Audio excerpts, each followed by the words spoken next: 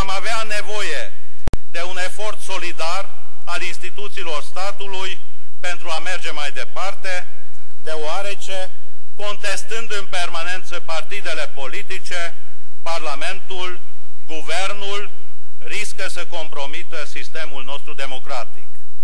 Noi nu credem că în această clipă am fi la răscruce de drumuri, nu credem că tot ceea ce am construit după 1989 ar trebui aruncat la gunoi și că ar trebui să reluăm totul de la început.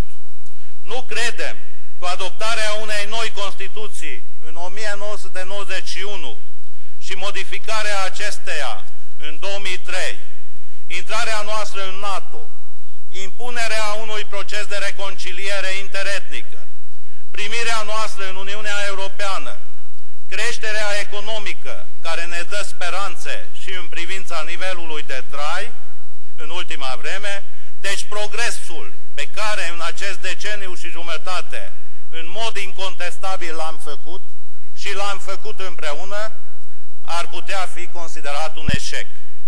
Am avut și eșecuri, este adevărat. Avem și nereușite. Nu suntem dispuși să anulăm ceea ce am realizat până acum, nu dorim să ne întoarcem din drum, nu vrem în locul Republicii Parlamentare o republică bananieră și nu acceptăm să se readucă în România cultul personalității.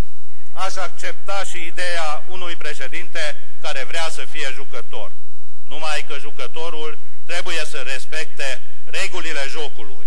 Din păcate, trebuie să recunosc că în ultima vreme regulile jocului de multe ori nu au fost respectate. Domnul președinte m-a făcut și pe mine și pe colegii mei din Guvernul României ilegitimi. Aș vrea să clarificăm ceva. Nu suntem copiii președinției. Nu președintele ne recunoaște sau nu ca și legitim, ci Parlamentul. Cel care contestă rolul Parlamentului contestă instituția de bază a democrației. Supusă